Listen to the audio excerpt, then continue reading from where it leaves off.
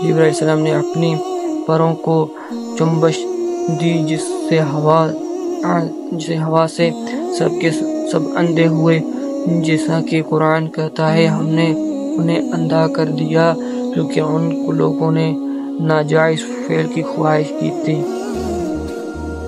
بینائی چلی جانے کے بعد وہ ایک دوسرے پر تڑپتے ادھر ادھر بھاگنے لگے اور تمام شہر میں یہ خبر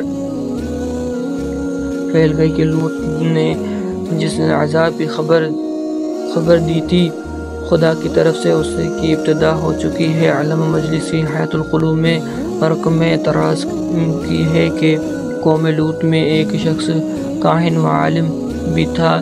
جب اسے سارا حال معلوم ہوا تو اس نے کہا بے شک یہ وہی عذاب ہے، اس سے بچنے کی صورت میں صرف یہ ہے کہ تم لوگ حضرت علیہ السلام کے گھر کا محاصرہ کرو تاکہ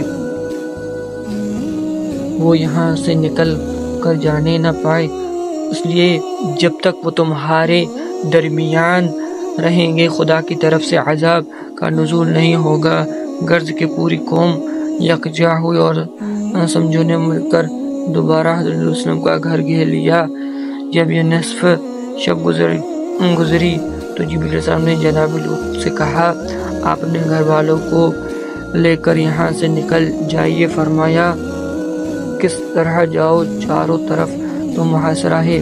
پھر جبرائیل علیہ السلام نے محاصرین اور جناب لوط علیہ السلام کے درمیان نور کا ایک ستون قائم کیا اور فرمایا کہ ستون نور کے سہارے آپ نکل جائیے، آپ کو کوئی نہ دیکھ سکے گا مگر شرط یہ ہے کہ آپ میں سے کوئی شخص پیچھے مڑ کر نہ دیکھے۔ مختصر یہ کہ جناب لوط علیہ السلام اپنے گھر والوں کے ساتھ نکلے اور جبرائیل علیہ السلام کے بتانے کے مطابق ایک طرف کو روانہ ہو گئے۔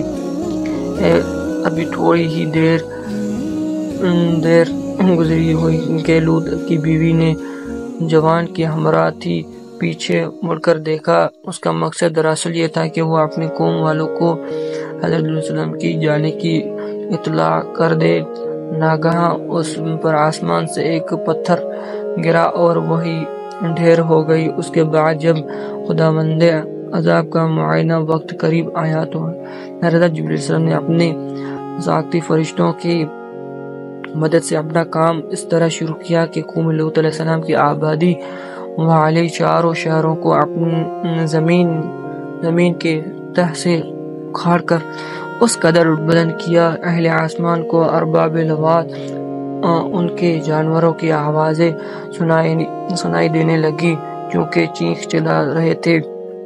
پھر جبرائیل علیہ السلام نے ان شہروں کو اسی طرح پلٹ دیا کہ پوری قوم دھرتی میں سما ہو گئی اور بادی کا وجود صفحہ ہستی سے مٹ گیا۔ جو لوگ ان شہروں سے باہر تھے ان پر آسمان سے پتھر کی بارش ہوئی جس سے وہ بھی ہلاک ہوئے۔ ان کا واقعات کا ذکر کرتے ہوئے پروردگار نے قرآن مجید میں ارشاد فرمایا ہے کہ ہم نے قوم لوط کی بستی کے اونچے حصے کو زمین کے نیچے کا حصہ کر دیا اور آسمان سے پتھروں کی بارش کی۔